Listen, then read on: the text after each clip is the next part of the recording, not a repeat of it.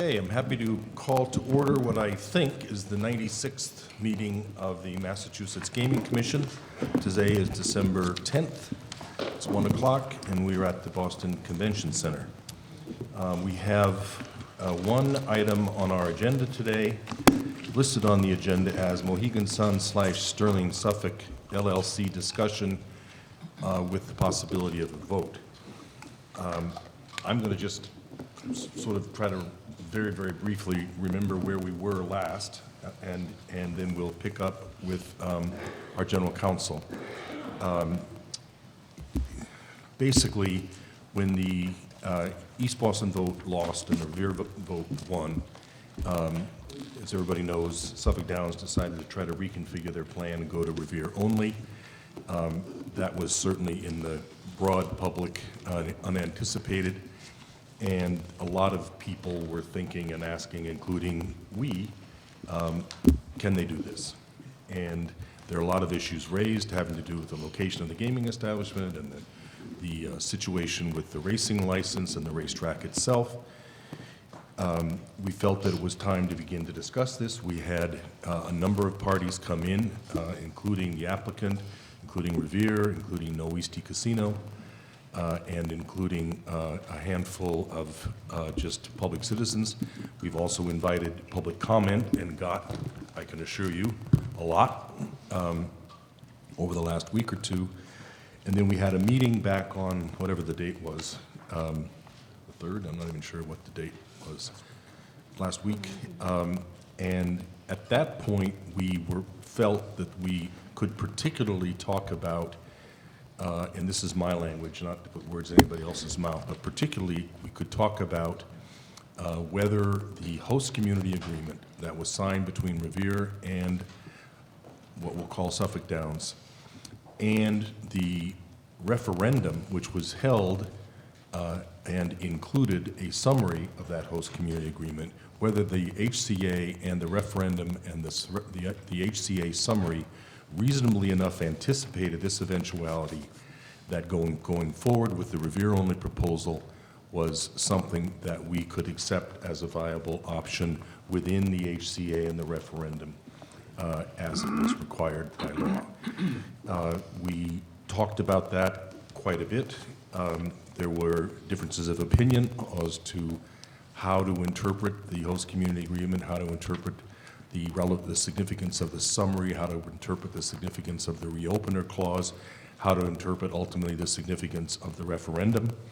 Some of us were interested in maybe voting at that moment. Others felt we should wait.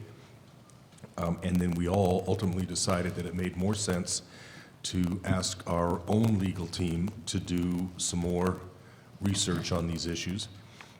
And also ask any other advocates of one sort or another, any side, to comment to us further and give us a chance to think a little more, and that we would convene again, and today was the day picked, where we would see if we could come to some kind of a conclusion so at least some of the issues can be put to rest, and so at least some of the anxiety and uncertainty that many parties are feeling about this could be put to rest. More or less, I think that's how we got to where we are. Does anybody any commissioners want to modify that? No. Okay, so General Counsel Blue, we ask you you and your staff to do some more research. Do you want to give us any sort of highlights of where you're at? So after our last commission meeting, we listened to the issues that were before the commission, and we went back and tried to distill those issues into a framework in which we could review the matter and hopefully be able to discuss it further. And after doing that, the issue seems to my colleagues and I to come down to the meaning of the ballot question and the referendum. That seems to be the seminal issue before the commission at this point.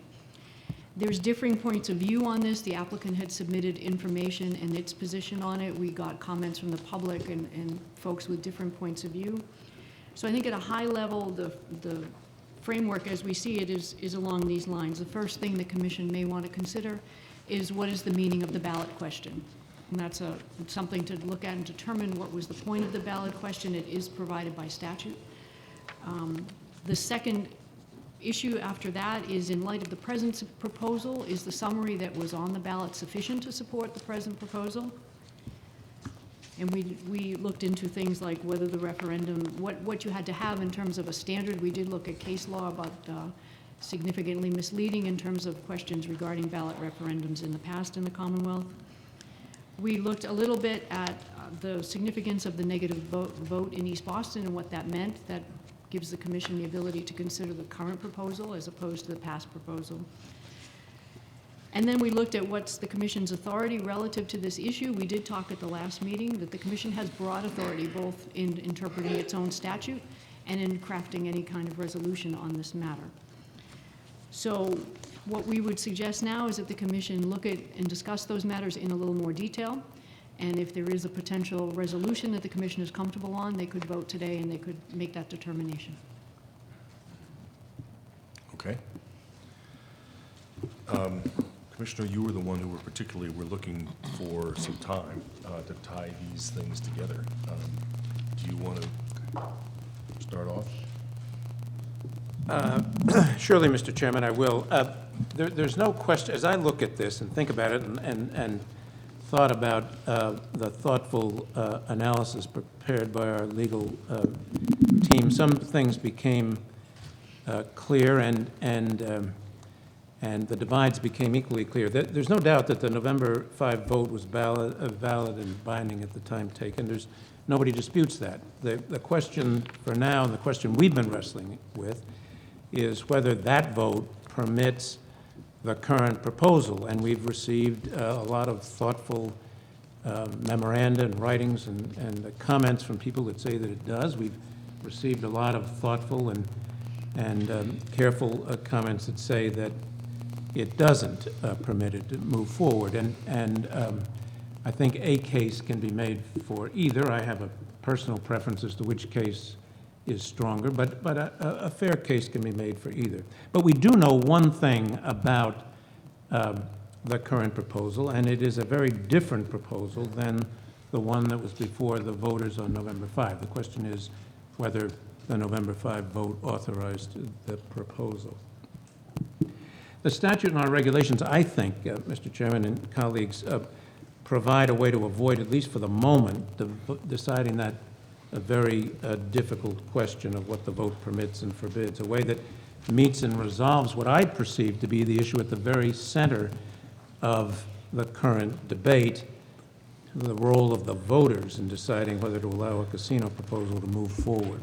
That, it seems to me, regardless of what position people are taking on the outcome, is a recurring and dominant theme in the correspondence that we've received, and that's appropriate because it's a dominant theme in the statutory scheme. Say again what that theme is. The theme is the role of the voters in deciding ultimately what,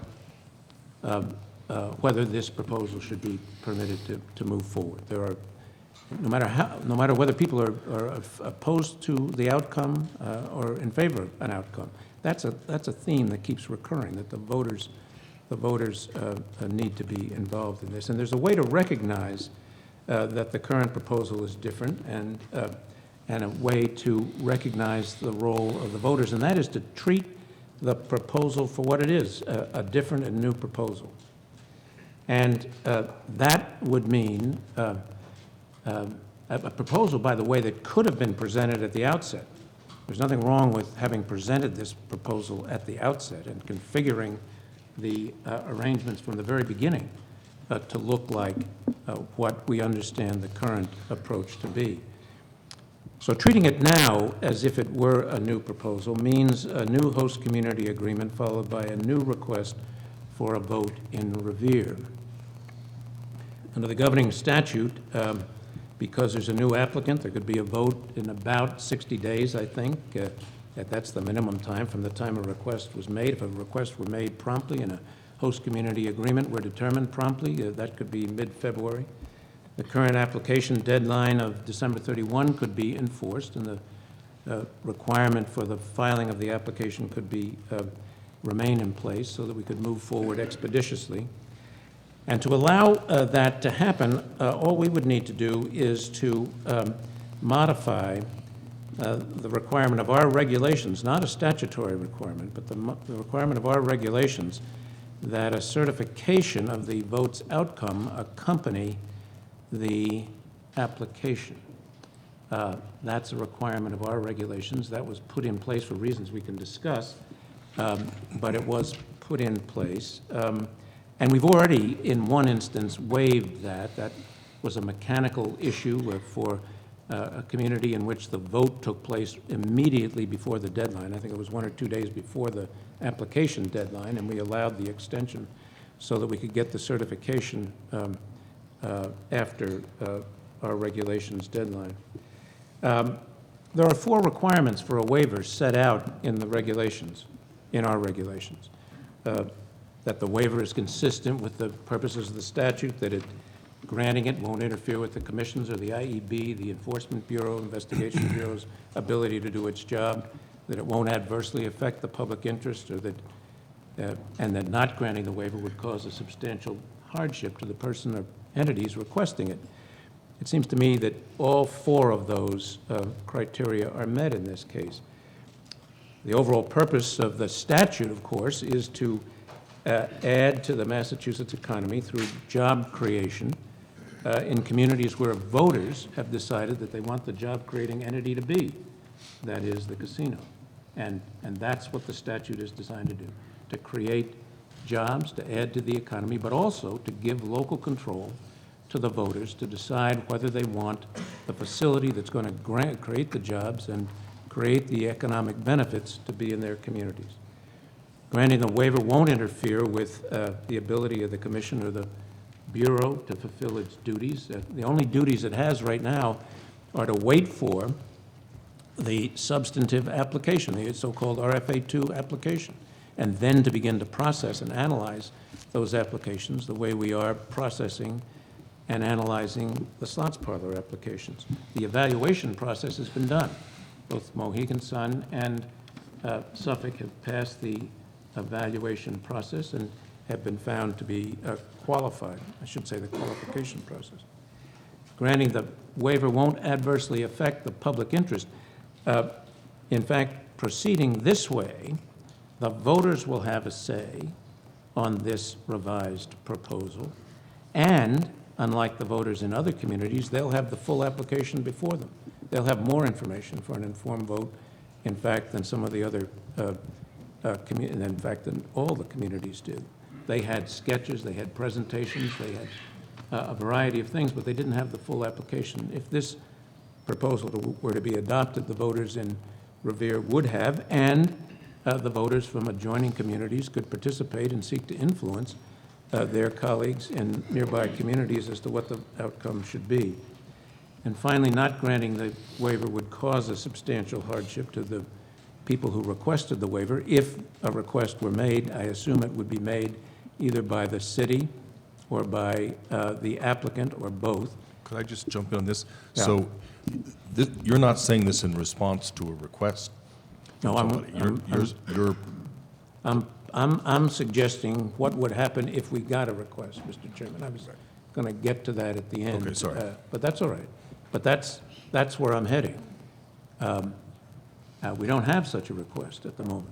But if we got a request, it seems to me that allowing the request would not, denying the request would create a substantial hardship to the people who are making the request. Many believe that a casino will yield substantial benefits at an acceptable cost. Many believe it won't. But for those who believe it, and from the presentations we've heard before, the leadership of Revere believes that it will yield enormous benefits for the city at an acceptable cost. And so to deny the waiver, to allow that vote to proceed, would cause a substantial hardship to those who hold that view. So what I would propose is that we allow the city and the applicant, if they so choose, to request a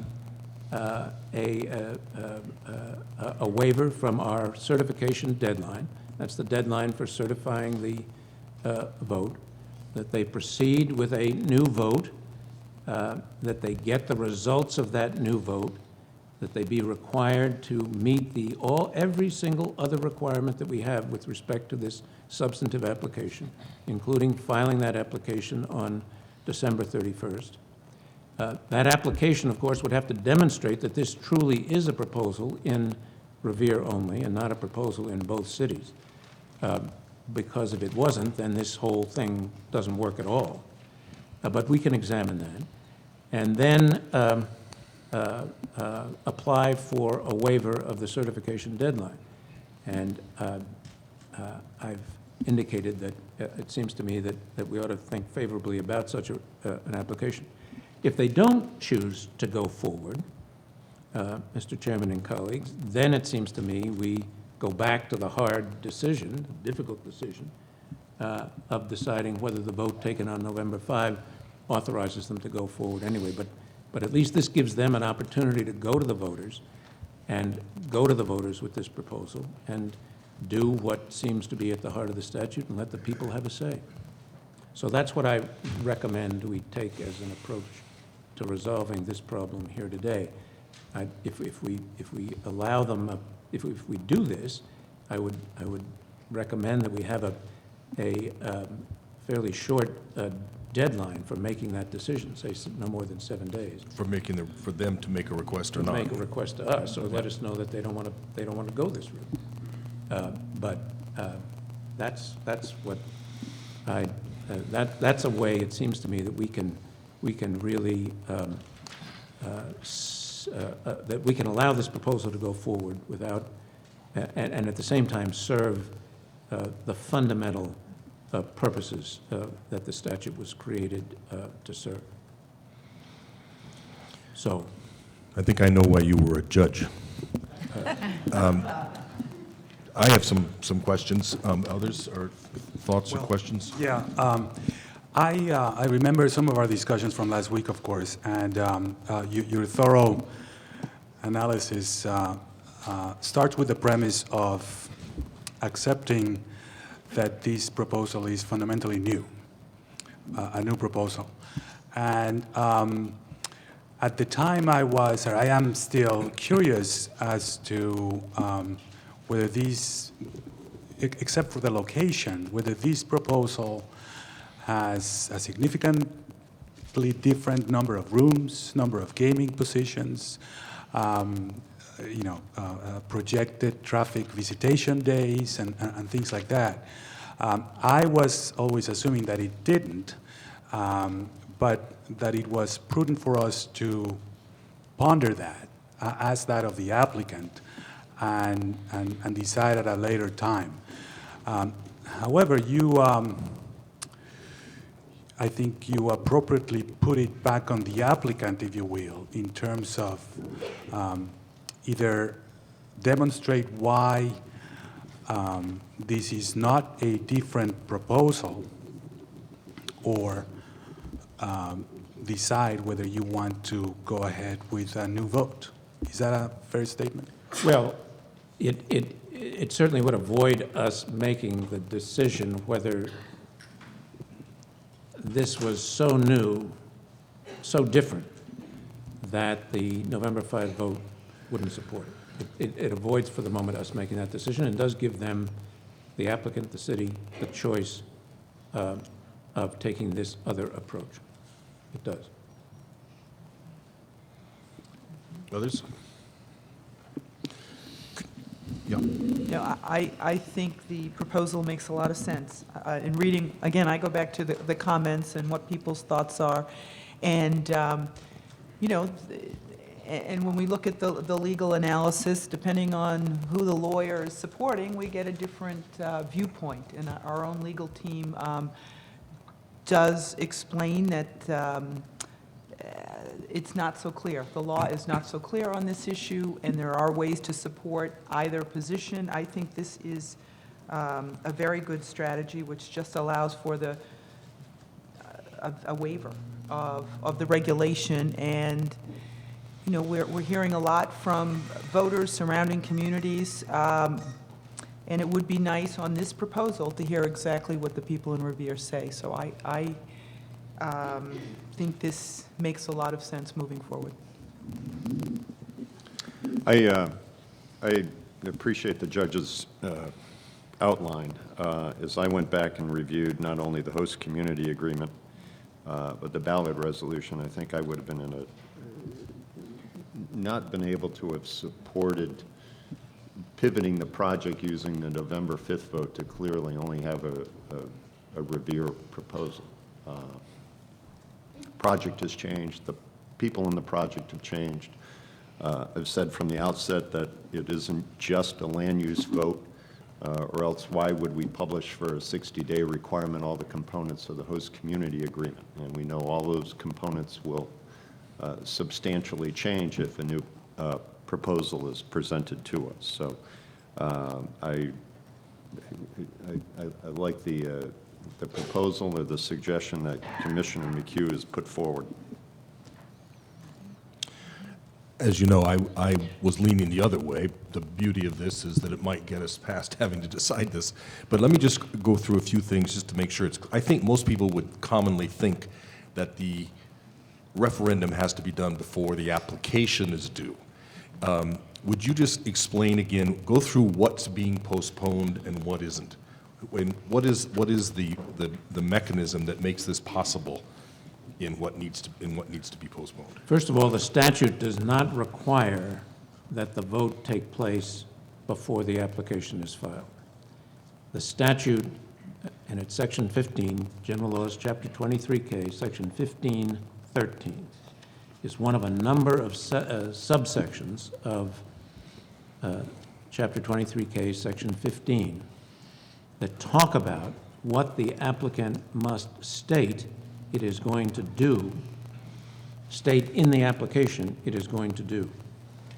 And there are a number of them that look like, in syntax, that they both have to do them and state that they're going to do them at the time the application is filed. But most of them are things that the applicant has to say it is going to do in the future. For example, it says that it must say that it is going to be a lottery agent, that it will invest not less than the required capital, that it will own or acquire within 60 days after the license is granted the land on which the facility is to be built. The vote is one of those, that it does not have to say it has done. And so the vote under the statute can take place after the application is filed. Indeed, remember that the commission at the outset broke this application process into two parts. We had the power to do that under our regulations and under our authority, and we did it because it made sense. But we could have had a unitary process in which everything was done at once, and then we decided suitability and other things afterwards. So a lot of what we've done, and the fact that certain things have followed in a certain order, is as a result of the way we started things at the outset. But it didn't have to be done that way. The only thing that we have to change is the requirement of our regulations. It's not a requirement of the statute. The requirement of our regulations that a certification of the vote, that's the formal piece of paper that the town clerk signs saying the results of the vote were so-and-so, that we said in our regulations has to be filed with the application.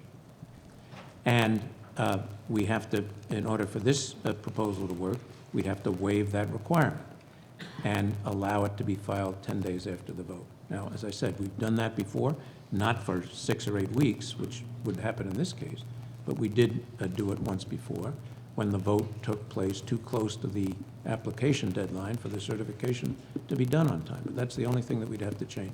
Everything else, including the contents of the application, the time for the application to be filed, our own processing of the application, all of that would go forward as if the vote had taken place and been completed earlier. And that would not run against the 180-day requirement that a new vote take place because this vote has not been in the negative. No, it would not run up against the 180-day deadline because the 180-day deadline is for for the applicant to seek a new vote. This is a different If applicant, they've lost the first one. if they've lost the first. Right, which they This is, didn't. this is a different applicant. Oh, because it's a different applicant, not because they have, It's a different applicant, and they didn't, and even if it were the old applicant, it didn't lose. That seemed, I hadn't thought about it, but it's a new, it's a different applicant. that does raise a question in my mind. You said that you suggested the possibility that the applicant, in this case, I guess, we're being told it's a new applicant. Well, yes, we are being told that it's a We new are. applicant. It's a different applicant. Yeah, it is, I guess, it is, right, so it's a different applicant. So we're being, so an applicant would request a waiver of this requirement that the certification of the vote be filed with the application. Correct. And that they would then negotiate a new host community agreement. Well, the order in which they did those things, Mr. Chairman, could be in any order. My understanding is, but it's simply from reading the press, that negotiations are going on now for a host community agreement. They'd sign the host community agreement. They'd go to the city council and ask for an election date. And at some point before the December 31st application deadline, they'd file a request for a waiver of the appropriate regulation, which, for those who are interested in looking at it, is 205 CMR 119.017. And that is the component of the regulations that requires the certification to be filed with the substantive application. So that's a windy answer to your question, but Well, this, I hope it covers the ground. this, excuse me, one second, this may be a technicality or maybe not, but in terms of trying to figure out, does this proposal work within our rules and the Right. law? It seemed to me that it might make more sense that that be an amended HCA, not a new HCA. Because if it's a new HCA, doesn't that negate that there's been an HCA? It seems to me, Mr. Chairman, that this proposal basically treats this current structure as a new undertaking. And it is not piggybacking itself on the old one. It is basically a new undertaking. But it's not new subsequent to, well, maybe it is. Is it a new subsequent even to the January 15th filing date? So this is as if, this is totally de novo, as if that first entity, the Suffolk Downs entity, they're not purchasing the HCA from and assuming the obligations of that HCA? The host They're turning over community, in? the new host community agreement, as I understand the structure, would be between the operator, Mohegan Sun, and the city, not between the city and Suffolk Downs. That's my understanding. Okay. And I think that's what we were told by the applicants the last time they were here. So that this is a different host community agreement. I thought- It's got different parties to it, it's got different, will have different obligations, and it is a different host community agreement. I certainly can't debate the point, but I just sort of leave this as an issue, is I thought they were hanging their hat on the reopener clauses, that the new applicant was assuming the HCA from the prior applicant and was hanging their hat on the reopener provisions, and you wouldn't need to worry about the reopening provisions if this is a whole new HCA. But somebody, smarter than I can figure out whether it's better to amend or make it whole. Seems to me you get to the same result either way. Right. But Bruce, were you going to? No, you start to say? I'm sorry, I was Okay, just in agreement, muttering, okay. muttering in agreement. I have a couple of other. just to clarify, to make sure, your suggestion, I'm going to stop calling it proposal because there's a proposal at the level of what the applicant proposed to be built in Revere. Your suggestion, Commissioner, is that we put this on the applicant to decide whether they want to seek another vote, a Revere-only vote, that would be within the confines of our exception to our regulations, the one that you just quoted, which is that of the certification of a vote of a host community, starting with the premise, of course, that this is a new applicant or a new proposal or a new location, a new host community agreement, and that they can do everything that the rest of our regulations do within 60 to 90 days, request a vote and obtain it, et cetera, et cetera. Yes. And if we hear back from them that they do not see it this way, that they would rather have us make the choice that you and I agree is the difficult choice of determining whether the past summary of the host community in the ballot was fair and concise, and what the meaning of that ballot question was, and whether it all fit within everything that they're proposing is within the confines of all those reopeners. We could decide at a later time. Is that a fair statement? That's If they exactly, chose- that's a fair statement. They If choose not to. if they choose right. That's right. not to follow up on a Revere-only vote, Right. future vote. And it's really the dichotomy, stripped to its essentials. The dichotomy is between letting the voters decide or letting us decide whether this proposal goes forward or not. Who else has a stake in this? I mean, are we, there's at least one other applicant that's presently in the mix, assuming they get through their suitability check. How are they affected? I'm asking you this because I'm sure you've thought this through, but how, is this fair to the other pending applicant? I have thought it through, Mr. Chairman, and I welcome all of your thoughts on this, but it seems to me that it is fair to the other applicant. It was, remember, only as of November 5th that the other applicant, well, there were two applicants on November 5th left.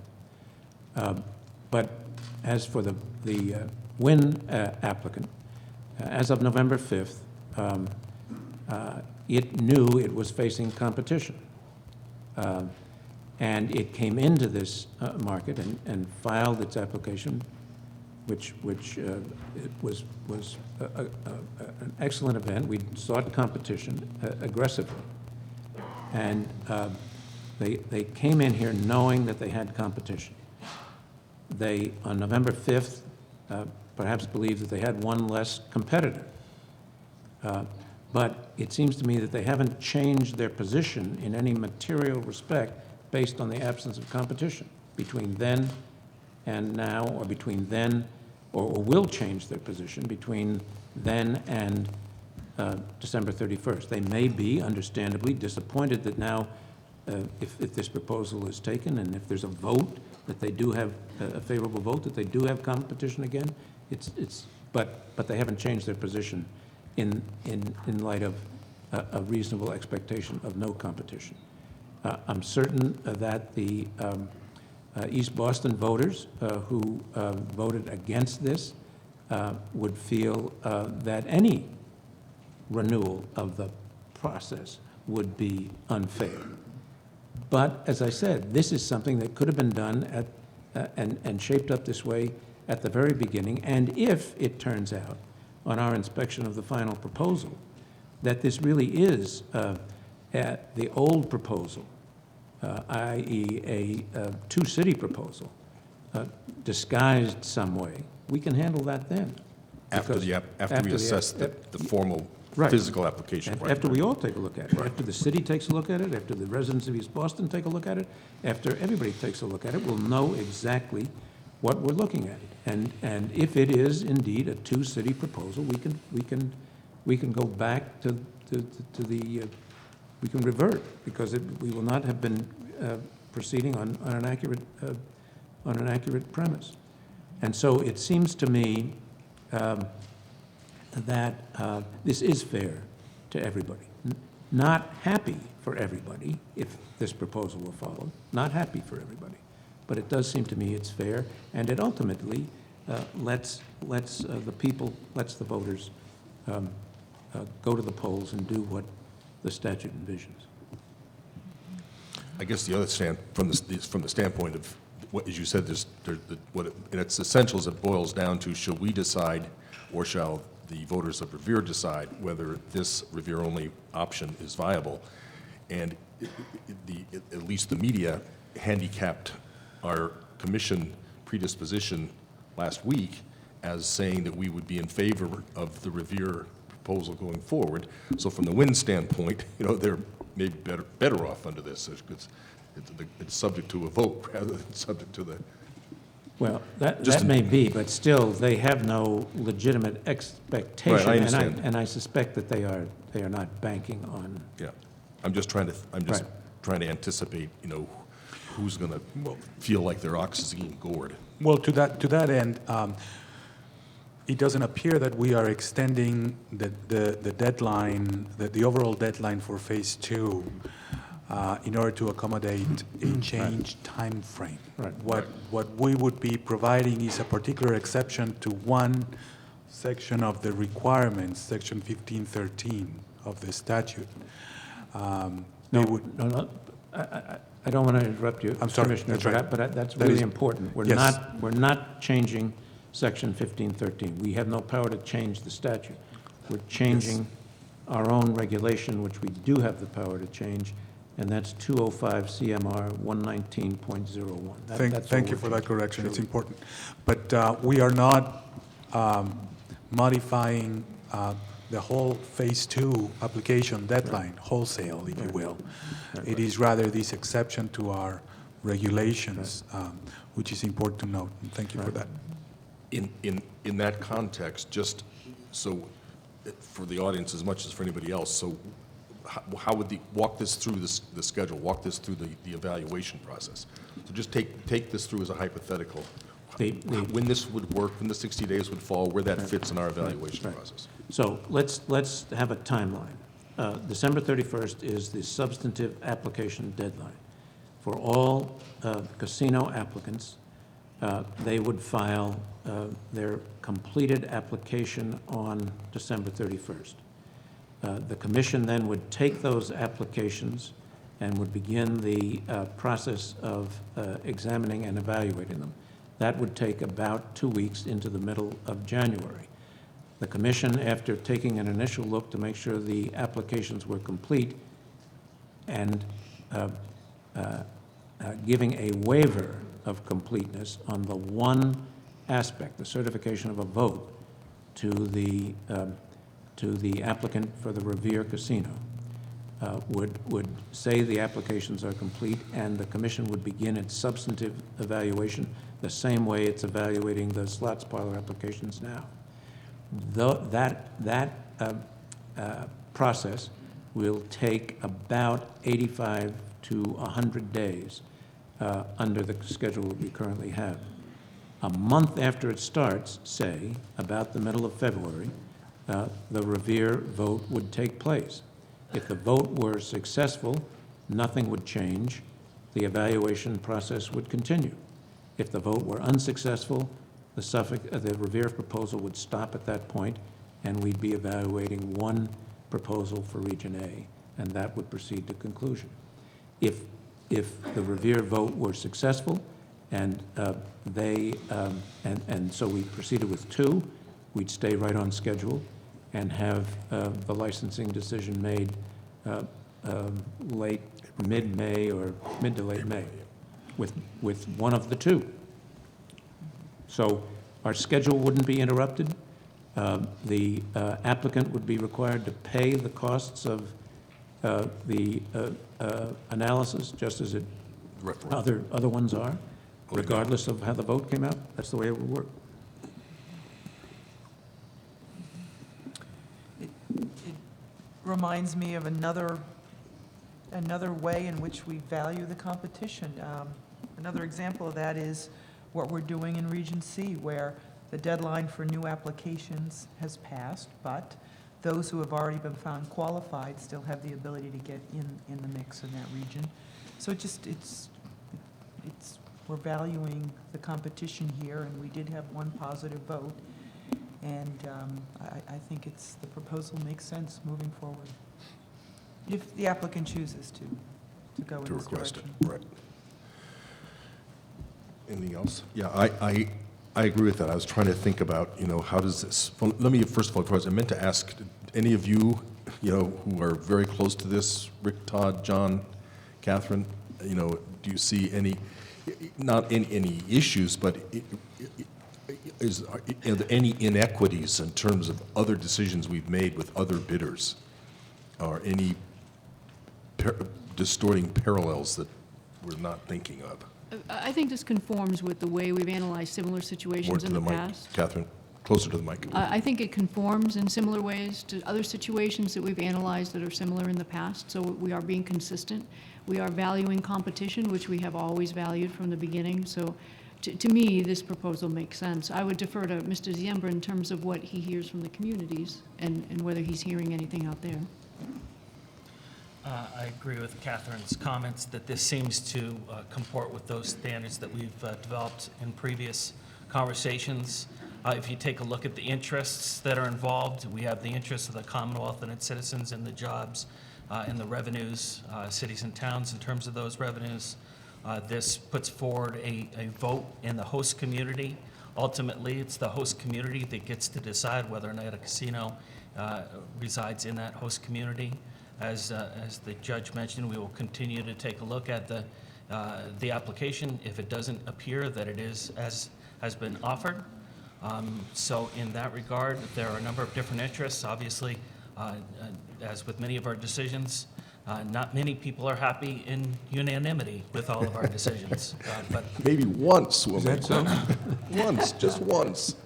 And then in regard to the surrounding communities, obviously the commission is concerned about surrounding communities, and I think that we did outline a process by which there could be significant time for surrounding communities to take a look at this issue. If, for example, if there is any surrounding community petitions that go forward, if we treat this the same way that we discussed at the last commission meeting, or that we don't do the written designations, that there still will be some significant time after January 1st, perhaps 2 months of negotiations, whereby those surrounding communities could still take a look at these proposals. So in that regard, that's another one that we can. That actually is an interesting point, though. So if you take Commissioner McHugh's schedule, it was about the middle of February when the referendum in Revere would take place. Could. Sorry? Could. Could, yeah, if it were requested. And typically, we've had a hard time getting applicants negotiating with surrounding communities prior to their referenda being completed. So there would be, well, I guess the surrounding community process would continue to go forward, right? Nothing changes. Everything stays the same, okay. And we have the advantage of this time, they'll actually have the application. Yeah, And we've right. allowed for that window Right. after the application is presented for a community to see how they're going to be impacted. So surrounding communities are in a better position than they would be, right, okay. Yeah, the one difference is that Boston would become a surrounding community as opposed to a host community. So that would be a new status for Boston, East Boston. But you're yes, that would be a new status, Right. but if. But the process could start. The process would stay exactly the same. If Right. Boston thinks it's a surrounding community, Right. it'll say so, and if they can agree, then they are, and if not, then they'll come to us and we'll decide. Okay. Can I say something else too that you alluded to briefly, Mr. Chairman? And you know, a usual test of public procurement processes is who may have reasonably responded to a bid whenever an agency like ours modifies or accepts a waiver, et cetera. And I think that doesn't apply here because it is not a new applicant de novo that is coming here and potentially joining with Suffolk Downs. Mohegan Sun complied with the deadline of January 15. We never made that deadline site-specific. They have been through the process. It's not as if somebody else is parachuting in the middle of this that could then make the current bidders elsewhere say, well, this is unfair. But Commissioner McHugh also alluded to why it is not. Yeah. Commissioner Cameron said some of this, but I think just to highlight that from my standpoint, there are three kind of themes of our work that this is compatible with. One is the competition priority that we have always felt is in the long run in the public interest. Two is the local control, which the legislature clearly made a powerful emphasis that to the maximum extent possible, these issues were meant to be controlled at the local level. And the third is transparency and participation. And this broadly extends the transparency and participation in this decision-making. So I think it's a really good proposal. You know, I'm often reluctant to put things off, but I think this is one that's appropriately, I think this is a very constructive idea. I think it's really great. In a deeply imperfect and challenging situation, I think this is about as creative and fair a solution as one could come up with. Should we vote on this? Yeah, go Can I ahead. mention something else? Because I think this will bear into the conversation in some way, and I hope it does. The notion of the maintenance of the track in this site, whether by virtue of being a new applicant, Mohegan would have the same requirement or not, would be relieved from the requirement to maintain racing. And that's, I just raised it as a topic that's very much of interest of many constituencies of ours. So I would just put it out there as something that we'd like to hear in detail whenever we get to this. As that is playing out now with the slots who are or are not affiliated with the track, this would be appropriate for the Phase 2 evaluation process. That would be the appropriate time to evaluate what that means and what the added value is to the application, as we're doing presently in the Phase 2 evaluation process for the slots. Yeah, that might be, it could be addressed in the new or amended HCA, but it will have to be addressed at some point, as Commissioner Cameron says. It's certainly going to be addressed in our evaluation process. That's obviously a key question. Should we vote on this? Yes, Yeah. we should make a motion Yeah, and I then think- vote on it. Right, I think so. And it's a little bit hard to structure since it's got some conditional tenses in it. But Commissioner McHugh, do you want to tee it up?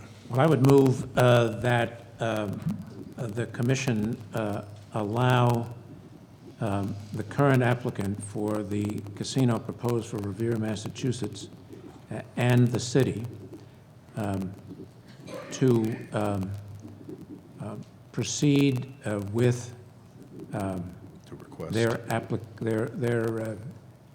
application upon the condition that they request from the commission a waiver of the vote certification requirements of the commission's regulations and commit in their application for that waiver to hold a vote conforming to the requirements of General Laws 23K, Section 1513, in the city of Revere within 60 to 90 days after execution of a host community agreement between the applicant and the city. Second. Of a new or amended. Did I say that right? Yeah. Well, I'd like to see it in writing to make sure, but it's Is it pretty or close. proceed without that request, and we would have to decide accordingly? I'm sorry. Provided that they make they make that request, I'm amending the motion now, provided that they make that request for a waiver and accompanied by that commitment within 7 days from today. Right. Did you Now second I'll that as well? second. Okay. And that is a new or amended host community agreement. Is that any different? That's not part of the motion. That's not part of It's a host community agreement. Right. Cross that bridge. Any more discussion? Anything else we need to think about? Okay, all in favor of the motion as stated signify by saying aye. Aye. Opposed? The ayes have it unanimously. I think we're done. Anything else? See you in a week. I move that we adjourn, Mr. Chairman. Second? Second. All in favor? Aye.